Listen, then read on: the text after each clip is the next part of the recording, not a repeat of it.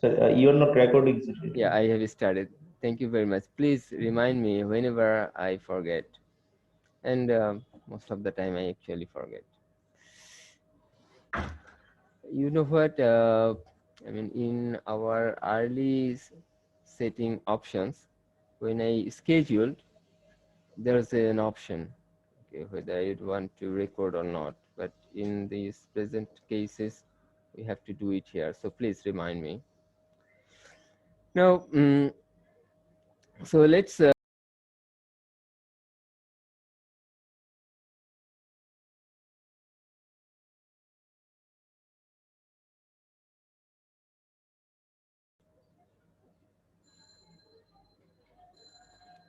I'm sorry, but uh, let me switch to different connection. Can you hear me? Yes, sir. Okay. Uh, Let me switch to a different service Yes, sir.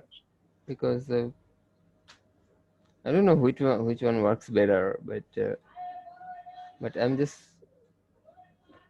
trying the other one.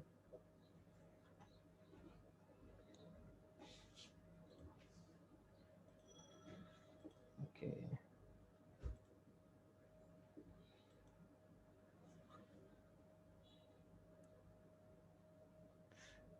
Okay, I have switched to the new one. Now,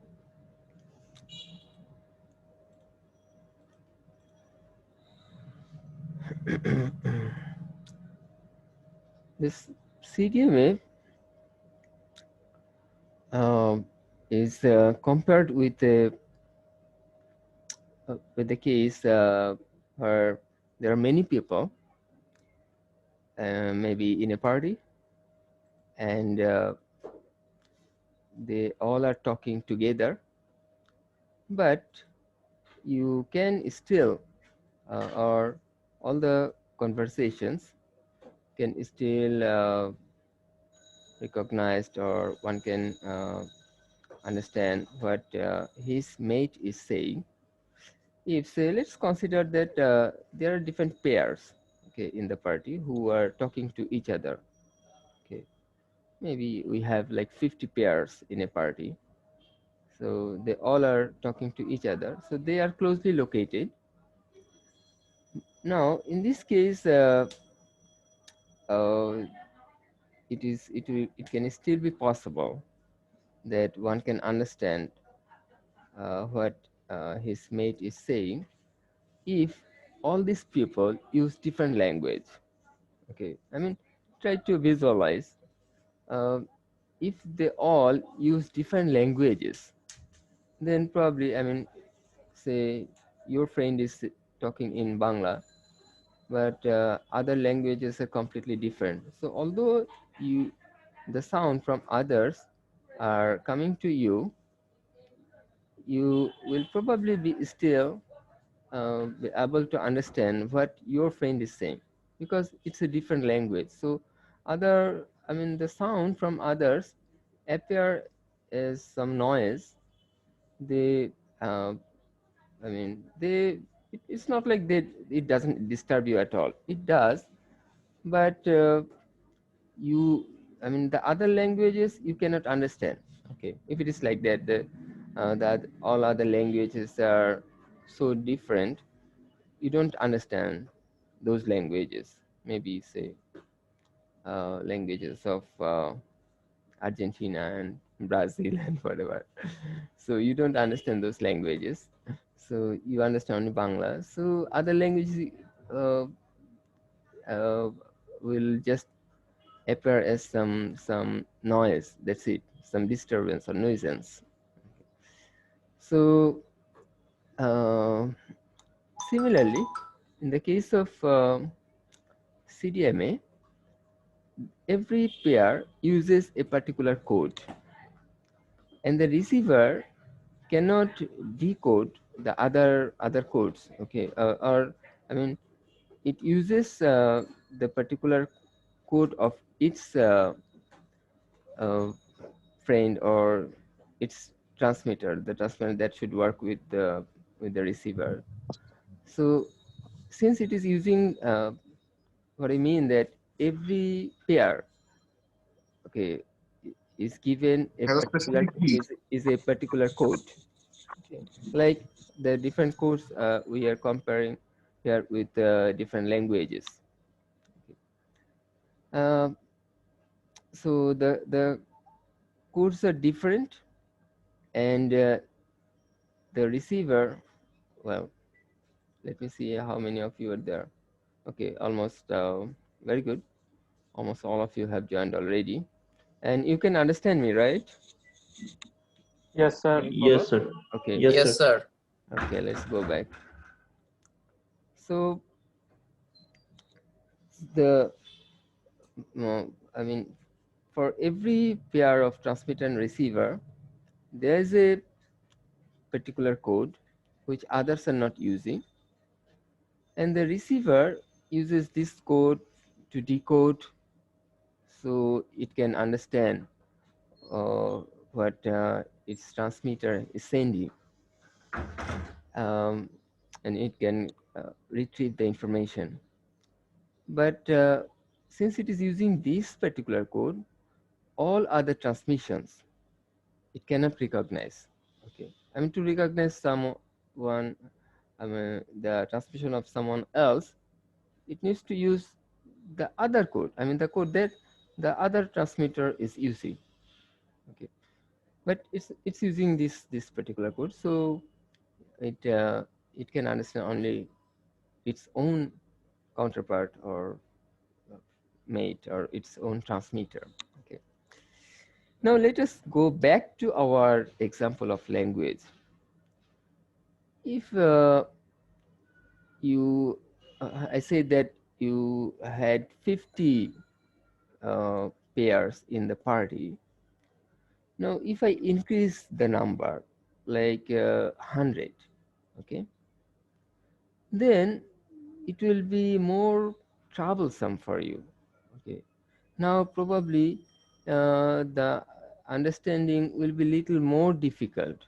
Okay, because you don't understand what others are saying, but you have they work like a noise. Okay, you actually, I mean, the sound from there get to your ears. Okay, so you have some background noise. Okay, so the term you can remember, background noise, is developed from the transmissions of others or conversations of others. That's one point important. Secondly, if there is another pair which has some language pretty similar with yours, you may be using Bangla, but these guys are using say Urdu or Hindi. Okay, so that is pretty close to yours. Uh, so then that may cause little problem for you, because I mean previously I said that the other languages are absolutely different. Okay, you cannot understand at all, but here there are some similarities, right? Then I mean in Bangla, okay, it's like Urdu is pretty much like if you tilt Bangla, you get Urdu or Hindi. In Bangla, we say juta, you tilt it is jute, and it becomes Hindi, right? So then it may cause little difficult this for you because of this similarity. Okay, you have got some similarity. So just think about the case that there are quite a few people with some languages close to yours. Okay, like say Bangla, and there are few other languages uh, in India which are also pretty close to Bangla. Quite a few languages which are also pretty close to Bangla. So if think about the situation that there are quite a few peers who are also using uh, similar type of languages, then that will cause difficulties. So it will be maybe even with 100 different pairs, within 100 different pairs close to you or around yourself, you can still recognize what your friend is saying when the languages are completely different, absolutely different. Okay. But if it is similar, then maybe. But if you, when there are similarities, then with fewer pairs, it may work better. So here there are two different things. One is the number of users you have around. The other thing is is how different the languages are. Okay. When it is completely different, then the technical term is orthogonal. Okay, that means that there is no similarity, absolutely zero similarity. Then you call it orthogonal. Okay. And to have an estimation how close they are, how much similarity you have, okay, then the term you use technically is correlation. Correlation between two language or between two codes. Okay, so that's a very actually good example. Okay, CDMA works the same way. The different codes. So in a particular cell, within a cell, all the different transmissions use completely orthogonal codes. Okay, orthogonal codes. I mean, when I use completely, I don't need to use. When I say orthogonal, I don't need to use completely because I mean, it's a orthogonal terms means complete complete difference. Okay, uh, but what in terms of correlation, orthogonal means you have zero correlation. Okay, now so with that example, okay, I mean this paragraph just explains, gives the example of that party. And then let me tell you that we are using different codes for the multiplexing for different users to communicate together. So all of them will be using the same frequencies. Okay, so the whole bandwidth will be allocated to every user, and that bandwidth is fixed by definition. I probably told you that in LT, I mean keeping it fixed was a tradition. Okay, to reduce complicacy, because you know in the case of GSM we had fixed 200 kilohertz bandwidth for every transmission. Okay. So here it was also kept fixed, and that width is 5 megahertz. This I mean CDMA technique with 5 megahertz bandwidth is called wide CDMA, wide code division maximum. I mean the term CDMA has the whole term code division multiple access. Okay, so it is called then WCDMA, wide code. Why? Because in the case of cellular communication, the 3GPP2 guys first used CDMA. Okay, and they were always boastful. Okay, about because of their early implementation. Now, this C, 3GPP2 guys, they also had fixed bandwidth, and that was 1.25 megahertz. Okay. So for quite a few years, they were actually running CDMA in their system, and thereafter 3GPP guys started. Okay. They were late in applying CDMA in their technologies. But when they did it, they used little wider bandwidth for implementation, 5 megahertz. And yesterday I was saying that you can have 15 megahertz. So what do you do then? Uh, all these 5 megahertz deployments, you overlap onto each other. Okay, so it's not a problem.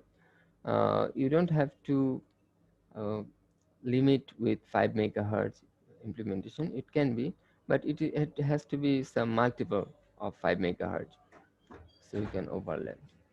The reason they used 5 megahertz much wider, compared to 1.25, is that when uh, they implemented, it was like around 6-7 years, okay, after CTMA guys started.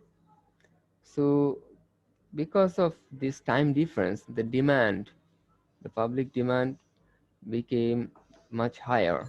Okay, so the data demand was the much higher. So they uh, just the one I mean the granularity. Okay, they made it larger, 5 megahertz instead of 1.25, because I mean there'll be too much overlapping.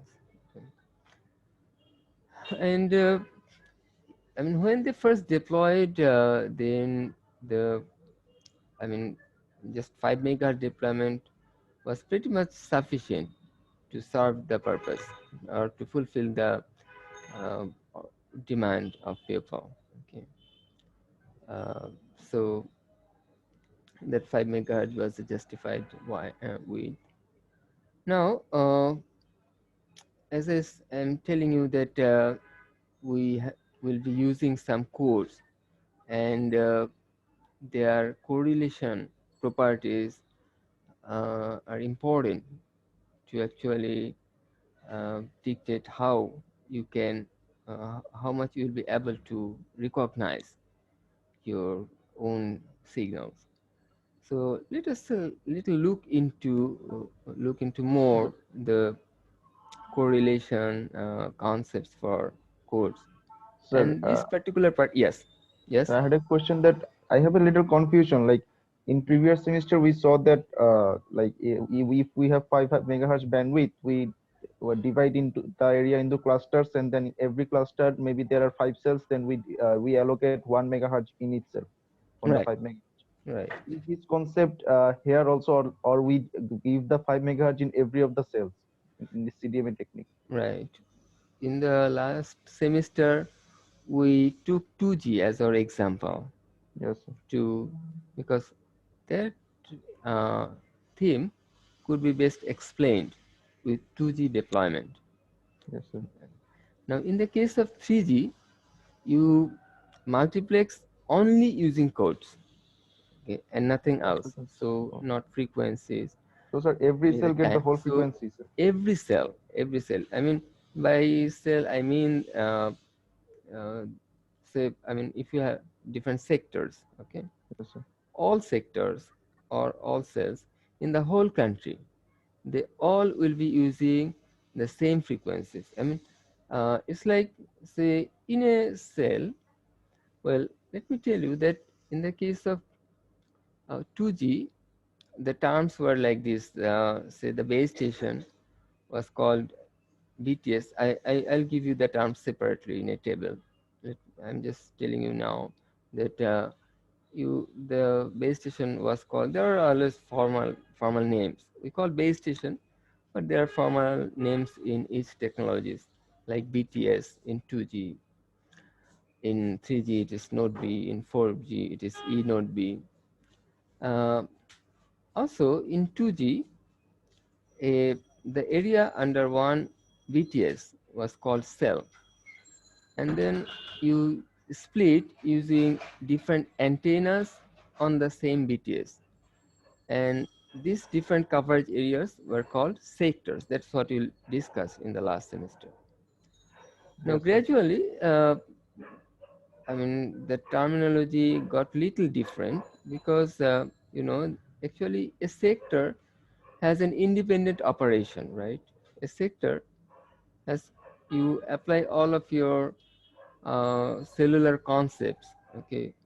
In fact, sector-wise, the different sectors have to have different frequencies, and you have to take care of all of your users within within a sector uh, in a particular way. So later in when 3G came in, people started calling the sectors as cells. Okay, I mean the sectors are then termed as cells. There are the sector term people stopped using. Okay, instead they call cells, and the coverage and in the the base station is called then node B. So the coverage under one node B was has no special term. Rather, node B was used to refer to that area. Okay. So the, I mean, instead of sectors, you call cells, and you may have 3 cells or 2 cells or whatever under one node B. But for this, for all of them, you actually refer to the node B. The term node B you may use somehow to indicate that part. Okay. So the cell term became more prominent, and the sector term uh, was no longer very, the sectorization concept people this type of terms people still use. Okay, but the sector, okay, these particular terms are no longer in use. Okay, I mean for 3G or 4G. So similarly in 4G you call cells. Okay, there are no sectors, then you call cells, and then you call the base station E node B. Okay, and the cells are called alpha, beta, gamma. Usually you have 3 cells, they are called alpha, beta, gamma, but these things we'll touch upon later. So the point is, say in every cell, all the users, the I mean 50 or 100 people may be transmitting together. Okay, I mean in both downlink and uplink, of course we are touching upon only FDD. Okay, we'll be using FDD in the only FDD in the whole semester because in the case of 3G, except China, everybody used only FDD, but we'll be using 4G and 5G. Now in the case of 4G, almost 80% deployment used FDD. Okay, TDD side had 20%, and even in 5G TDD percentage can be little better. Okay, but still FDD is more popular because of its simplicity. You have less complexity in implementation in the case of FDD. And thirdly, I well, I mean, if we cover if we have a twofold discussion, that will only increase um, ambiguity. If we explain everything from both FDD and TDD. In the case of my book, I used only FDD side, only LT FDD I discussed there, and I mentioned probably mentioned in the preface that I had a plan to include TDD in the next version, and I really started writing the TDD side, and when I stopped writing, actually I had a good part ready for TDD. Okay, so I was trying to add TDD to my book, but I stopped writing, and since then I also stopped looking into TDD side.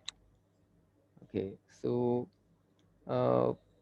since because of the popularity of FDD. Okay, because people are more inclined to FDD. So that's also another reason that I myself have been, I mean, since I stopped writing my second edition, since then, okay. Of course, I mean, I covered a good part of TDD. I also have stuff ready. I wrote a good part. So we could have a good discussion on TDD too. Okay. From my write-up, I can share a good part on TDD. And if you want, I will do. But probably that will not be worthwhile uh, because of the popularity of FDD. So in FDD you have separate spectrum for downlink and uplink. So what I'm saying that all downlink transmissions, okay, will be using the same 5 megahertz bandwidth in for all users in a cell and in all cells in the country or wherever that particular operator is operating. Similarly, in uplink, all people will be using the same 5 megahertz, and all cells will also have all users using the same 5 megahertz bandwidth. So just 5 megahertz. See, Banglalink has only 5 megahertz spectrum for 3G operation, only 5 megahertz. Okay, so if you are a Banglalink user, all other Banglalink users are using the same 5 megahertz that your phone is using. Okay. For Robi, Robi also had only 5 megahertz, but now after merger they have 10. So it may be one of the 2 megahertz bandwidths that you are using. Okay, if you are a Robi user. Grameen since day one had 10 megahertz. Okay, so there are 2 5 megahertz deployments overlapped onto each other.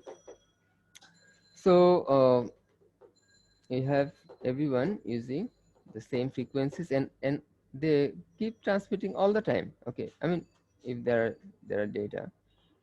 Okay, so all the time. I mean there is no time multiplexing either. Now to look a little bit into the correlation, okay, we are referring to a book. I already shared this book, but we'll be covering a very small part from there. Okay, so you don't have to read other parts of the book, and also even this part I have already included in the class note. So if you don't check the book, it's okay. You don't have to. Okay, I mean this book. The necessary part I have already included in the lecture note. Now, this type of codes are basically called pseudo noise codes. I mean these are random codes. Okay, some series of ones and zeros, digital bits. Um, so you have a stream of bits, okay, a sequence of bits, but that has some randomness, and so you call some pseudo noise. Okay, but if you call completely noise, then it's it's also completely random. But the randomness is somehow controlled here. I mean you have it's a uh, controlled random generation. Okay, so pseudo noise term better fits in, and this is okay. Now what do you wanna get from there? Okay. Now the sequence. I mean I don't mean to say that. I mean you are generating different sequences every time. Okay. By I mean that's not what I mean by randomness. Okay, but by randomness I mean that it's not regular fashion, but you have some sort of I mean arbitrary nature you have in there. Okay, so you may have a fixed sequence, but with this set of with pseudonymous properties. And the way you generate, this is an example. Okay, you are generating a particular sequence. See, you have some clocks. Yep, Sir, yep, yes, sir, before going to this example, I have some questions yeah. that I want to clear up. You said that CDMA was developed earlier, but 3GPP guys used it later, sir. I Right. didn't get that part. That See, why 3GP? And if you, sir, can you, if you, sir, elaborate the term 3GPP, then it will be better, because I think many of us forgot what 3GPP actually meant. well, the 3GPP term itself actually evolved later. Okay. Uh, anyway, you know, of the second generation. Well, the way I should put, maybe I should put this way. Uh, the standardization body was basically, I mean, originally the same, but they had two uh, two separate parts, and these two parts were generating a little bit differently, and they had some competition. Okay, after first generation, after 1G, that's how it started. So under the control of ITU developed two separate bodies. Now 3GPP technology was invented around 1990 or something. Okay, I mean little after 90 probably. Basically, Qualcomm invented.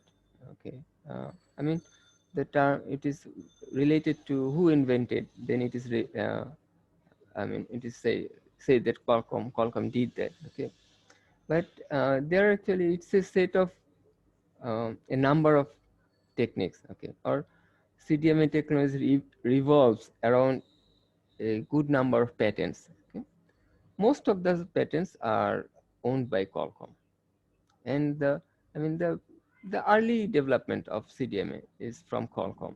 Okay, and the patents which you have around it or related to it, okay, are mostly owned by Qualcomm.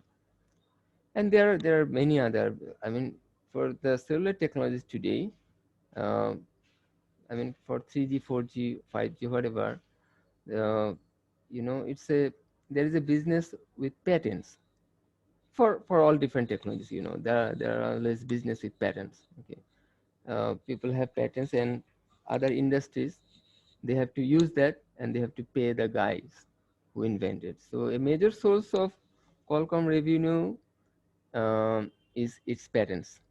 Okay. Now, Qualcomm also had probably the largest participation in standardization. Okay, or how you incorporate different. The standardization body incorporates different technologies that evolve. Okay, and so there were two separate bodies created, one called 3GPP, the other called 3GPP2. The 3GPP2 side adopted the CDMA very quickly, I mean, shortly after its invention. And so the in the when they applied it for the first time, they called their technology CDMA 1. Okay, so and the very early phone deployment of CT cell in our country always used the term 1, CDMA 1 term, because then the technology itself was called CDMA 1. Okay, so later different other versions they came up with, which we listed in the last semester. But that those things also used CDMA as for their basic multiplexing technique. So after 1G, after first generation, I mean 1G is, I mean, is something we should just uh, disregard. Okay, so the in the 3GPP2 side basically started off with CDMA for their multiplexing, and their later technologies also had that CDMA. But 3GPP side already developed something based on TDMA, FDMA, which was the technology for first generation too. Okay, so they didn't quickly adopt that new technology. CDMA was just I mean new one. So that very recent, or I mean just uh, pu- published, or which has just came out, they didn't accept that. They remained with TDMA FDMA concept, but they wanted to be very organized. So their focus was more on how well they can organize the whole uh, development. Okay, not like they have to adopt the latest technology. Okay, in every case. So I mean, few things people sometimes wait to check how it works really in the practical field. Okay, I mean, uh, the practical experience is sometimes little different from the expectation. Okay. So I don't know why they were late really. They might be little scared, or what, I don't know exactly. But they were very careful about organizing the whole uh, development, or all the protocols, or all the standards. Okay, so 3GPP side grew uh, well with the way it is organized, and 3GPP2 side was more careful about picking the latest technologies and all that. Okay, so uh, and 3GPP2 said it was the forecast, then 3GPP2 would win. Okay, most uh, I mean people in the most techies really predicted like that. But in the long run, the organized guys own, as the whole protocols became too vast. Okay, gradually things became uh, more and more uh, I mean, inclusive, that have to cover a lot more things. And the spec, which initially were like, say, uh, less than 200 pages, okay, became later more than 2,000 pages. Okay, the specification book sometimes became 10 times thick, 10 times or thick, or even thicker. So imagine how things grew up. And so the 3GPP side, which had all the development organized, okay, uh, could actually manage everything in a better way. Okay. And they could then also adopt. So although late, they adopted CDMA, WCDMA. In the migration of 2G and 3G, a lot of things did not change. We would also touch upon this thing a little bit later in the discussion. And that lot of things didn't change. Few, uh, I mean, in say, if when we consider the development within 3G, okay, so there are continuous changes, but there is no overall fresh change. Okay, you keep changing or keep updating different features. Okay. But the migration from 2G to 3G or 3G to 4G, okay, for this type of migration, you have the chance to have a, I mean, overall change, or you have a fresh development. So in that case, from 2G to 3G or 3G to 4G, what do? You are allowed to change anything that may bring you some benefit. Okay. So if you think that if I have a major change here, but that will benefit me, you can do that. Okay. So that's, I mean, the migration from one generation to another generation. So there are some major changes. Really, there are a lot of major changes between 2G, 3G, or 3G, 4G. But if you don't benefit, then don't change. Okay. So between 2G and 3G or 3G and 4G, if there are no benefits, then things were kept the same. Things were not changed. So these days in LT, a lot of things uh, are still like what you had in 2G, okay, or in 3G. Those things were not changed. Okay, few things I will tell you as we discuss.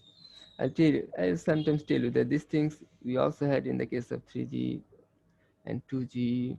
Okay, I had to learn 2G and 3G too. So uh, so a lot of things have been kept similar. Now, I actually have forgot how I came to this discussion. I forgot what I was talking about. Okay, I remember that I was talking about use of same frequencies for CDMA. But it's Ratul, or are you Ratul? Yes, sir. I'm question Okay. করছিলাম। What was your question?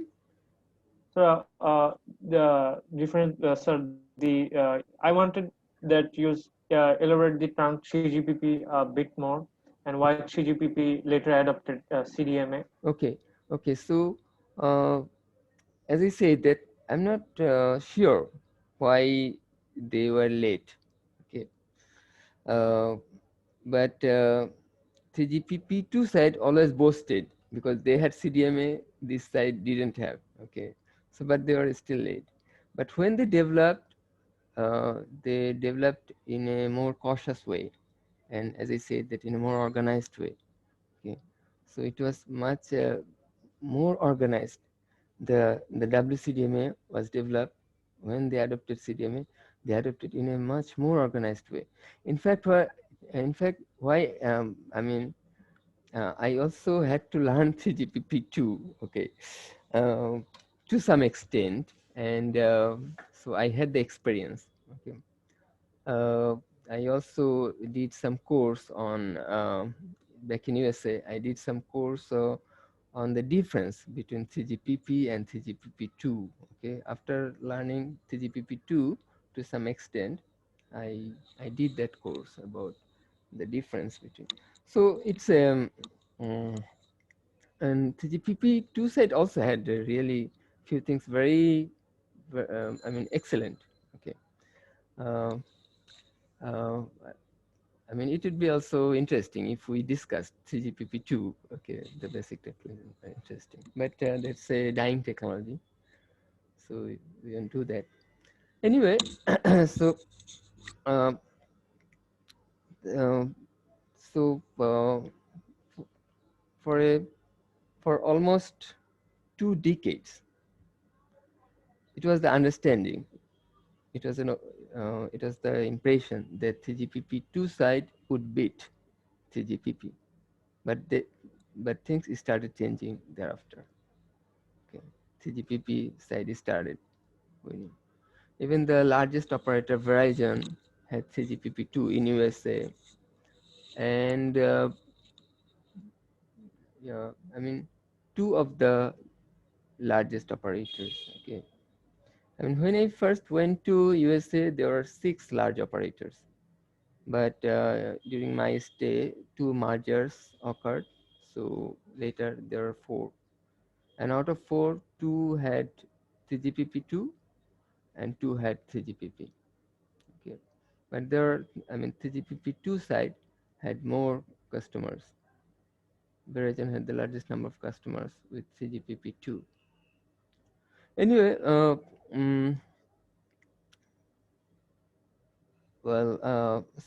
in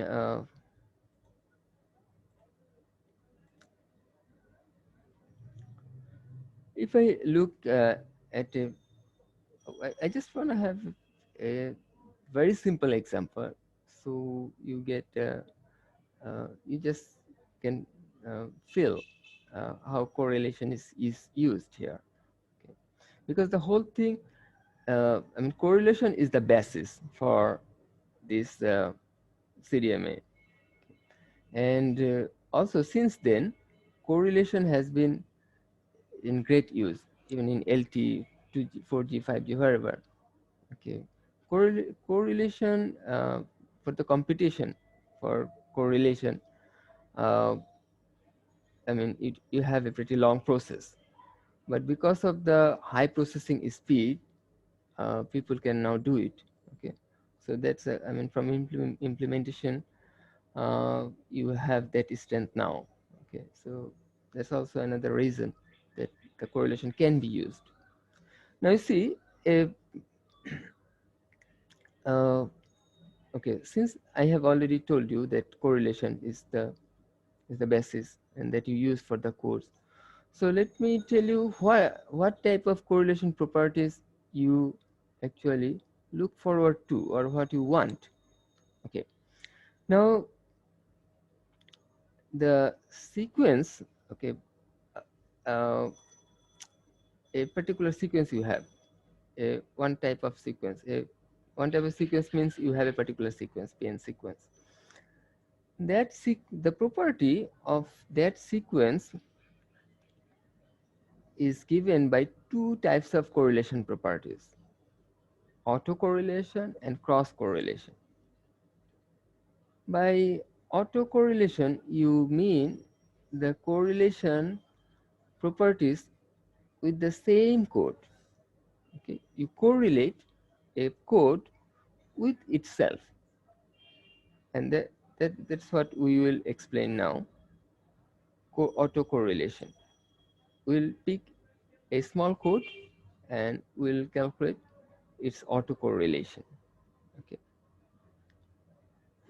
And cross correlation means that you take a code probably of the same family. Okay. By you may be generating different codes for different users. Okay. So all from the same type of code generation. Okay. So codes are within your same family, but you correlate your code with another generated code. Okay, a code of I mean another code of the same family, and then you compare the correlation. I mean, you calculate the correlation, and then you call it cross correlation. Okay. Now let's see what type of properties you really want out of auto correlation or cross correlation. Now the small code we are generating is this sort of flip-flops with some feedback. I mean, the codes have to be auto-generated. You have some clock pulses which generate, and uh, so we have XOR or XNOR gates. Let me check.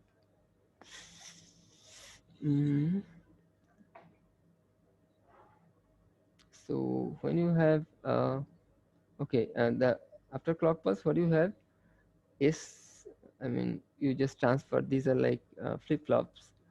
You have, so if there is clock pulse, S2 will be equal to S1. I mean, S1 is just transferred to the output. Similarly, S0 will be shifted to output. The flip-flop will just transfer the signal from the input to the output. And here also it will do the same. But here, the input of the first flip-flop is the XOR operation of S1 and S3. Okay. So then what do you get? Say initially when you initialize, you had all ones at the output of the flip-flops. Then in the first clock pulse, S1 is shifted to S2, S2 shifts to S3. Okay, no problem. And at the S1, what do you get? At the zero of I mean S0 was like, you see, it was the sort of 1 and 1, S1 and S3 sort of. So you have 1 and 1 here. So for XOR operation, you get 0, because I mean 1 and 1, if they are same type,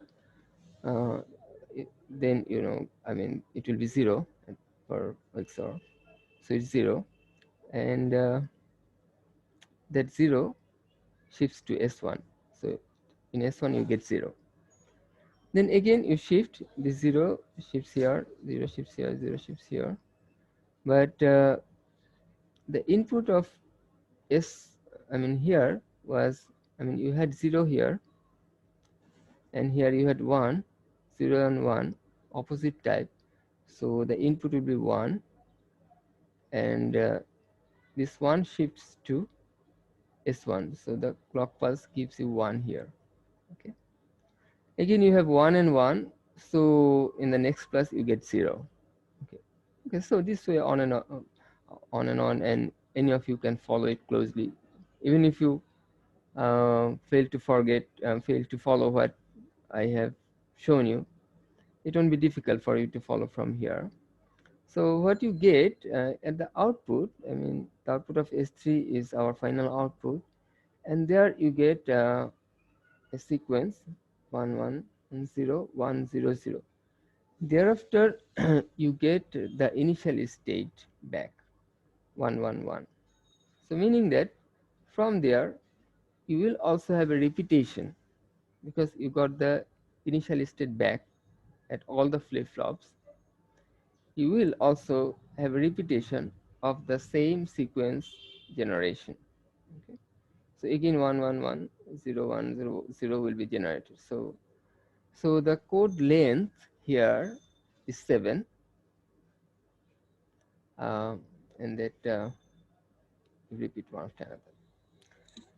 Now autocorrelation means that you compare it with itself um, by shifting one after another. Okay. So in the first case, you correlate the same code. I mean autocorrelation. So you take the same code with the same position, and then perform well. Let's use 1 and -1 instead of 1 and 0 here. Okay, when we are calculating the correlation. So bit by bit, now we have to do, and let's use XNOR operation. Okay, think about XNOR operation now. So bit by bit, 0 0, same kind. So 1 1. For all of them, you have the same bit. So all of them you have 1. So you sum up, you get 7. Okay. Then you shift by, I mean before correlation. Okay, you take your code, but before correlation, you take the other code by shifting 1 bit. Okay, by shifting I mean you rotate. Okay, so as you rotate, this 0 at the end comes forward, shift. Then you again do the operation. Now what happens? Out of 7, 3 becomes negative. Okay, so they can cancel with other 3, and you get just 1. Okay. Sorry, 4 of them becomes -1. Now thereafter you again shift by 1 bit. So you're calculating autocorrelation. You're calculating autocorrelation for each of them. You are shifting. So, and you know, after this 7 stages, you will get the original one back because it was 7 bits long. So again, you align. Okay, so again, you get 7. Now, if I average, on average, we had a value here 1, but for all other positions, you had very low value. I mean, that's actually the lowest possible value, because out of 7, we could cancel 6. So only 1 left, and so that's the maximum cancellation. And so you had the lowest value here. Or it is actually, I mean, when you align the same position, then of course you will have 1 for any code.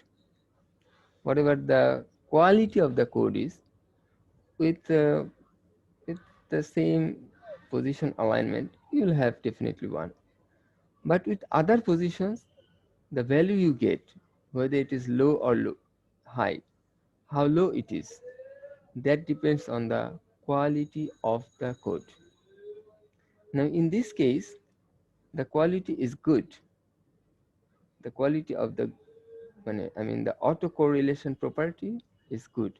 You are getting, you could have maximum cancellation for all other positions. And that can be reflected from the graph, okay, that you have this 1 when you have alignment, and for all other positions you had the lowest possible value. Okay. These are called autocorrelation peaks, and now you see that you have the best possible autocorrelation property for this PN sequence. So this, I mean, this is a good quality PN sequence. So now if I want to make sure, if I want to find out the particular, I mean, let's assume that we are using a code. Now we want to find out how it is, I mean, what its orientation is, what its position is. I know what code I have received, but I don't know its position. I mean, where the code starts. Okay, so the codes are just sent to me one after another. So it's a stream where I receive the same code. I know the code, what the code is, but I receive it one after another. Now I need to find out where the code starts, the starting point of the code. So what I can do, I can use the code. I can first take my code, and then from the stream I can take any part and then correlate there. Okay, I take my code, and from the stream I take any part. I start from anywhere, and then I start from there. I correlate. I start correlating. So, for example, it could be like, say, this one 4 step. So you start from here. Okay, then you correlate. Okay, then you find that, oh, the value is very low, so it's not the right position. Then with the, you shift 1 bit, and you will get this position. Again you do that, you get very small value. Oh, it's not. Here again you fail. Here you find high value after correlation. So you then can make a decision. Okay, it starts from here. You can find out the starting point. Now in wireless environment, or in difficult communication situations, because of noise, interference, this type of things, you have at the reception level a lot of different levels of levels. Okay, so instead of I mean, the way you get can be little different, and the I mean, your results, say, if you have, well, I mean, for this particular case, even if you have, say, one bit corrupted, okay, say you change the bit, you change one of the bits. So then after correlation, you won't get this type of low value. Of course, like it will be little higher or whatever, but it will not be too different, because I mean, when you have all bits like this, then you have the lowest possible value. So after changing one bit, that will not change the value too much. Okay. So it's not likely that you will confuse with the right position. When you get the peak, autocorrelation peak, then you know where there's the right moment. Okay. So you want to make sure that you are not confused. You don't select a wrong position as your correlation peak. And in this case, there is a little chance for you to do that, okay? Because if you, even if your few bits are in error, it will not jump from this low value to very high value. Or even with the right alignment position, some bits may be in error. So then it will fall from this one value, but it will not fall too much, okay? So the two positions, I mean, you have some bits in error here, and you have some also bits from the right position. In both wrong and right positions, you have some bits in error. Because of the errors, here you may fall from this one value, and from this low value you may rise little bit, but there will still be difference, and so you will probably not be confused. However, if our correlation property was not this good, then this would be 1, I know, but this might not be that low value. It could be somewhere here or somewhere here. So when you have couple of bits in error, it may jump to a position here, okay? And this guy may already, because of error, this may fall also here. So you're then confused. And maybe you take this one as your starting point. So that will be erroneous. Okay, you end up. So why that happened? Because first of all, it is a corrupted environment, so things change. But that you have to adopt, you have to accept. So what you, but another reason was the uh, weakness of the PN code. If you have very strong PN code like this one, autocorrelation property very good, that you have a large difference, okay, for all positions, you have the largest possible difference between the peak and the other correlation values, then there are less chances of error, okay? So for autocorrelation property, what do we want? We want very low values for all other states, okay, as much as possible, as much as possible. Now, if we do cross correlation, then you have two requirements. With autocorrelation, you may want to find out the right starting point. But when there is cross correlation, so you are receiving some code, and you first need to determine whether this one is the right code for you or it is not. Okay, maybe you have, I mean, you know what code you are supposed to receive, but you have received 4 different codes. So you have to first determine which code is the right one. And then you also have to determine what the starting point of that particular right code is. So first you need to determine. So what do you do? Again, you pick your right code and then take one of the codes you have received and start doing this correlation. Now that code, you also don't know where that code starts. Okay, so you take any position as and then start correlating this sort of calculation, and then shift then again shift, I mean, since it is from the same family, or you should know about the length of the code. So you, I mean, rotate the other code completely and check the result value. You know that if it was the same code, how it should be, the peaks are always like 1. Now, your cross correlation would be said to be very good if you have you have very low values for all the states or for all the rotating positions of the different code. Okay. When you have picked a different code, then for how low the values are for different states. Okay, it may not be the same at different rotational positions, but check how they are, and that can tell you the cross correlation property.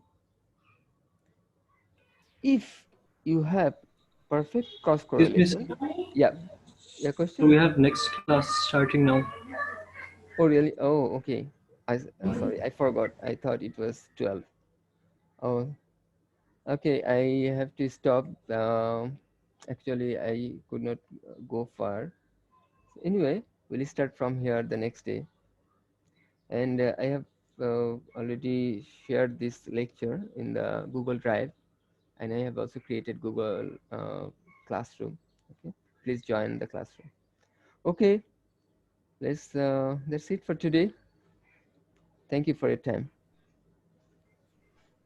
Assalamu alaikum. Assalamu alaikum, sir. Wa alaikum assalam.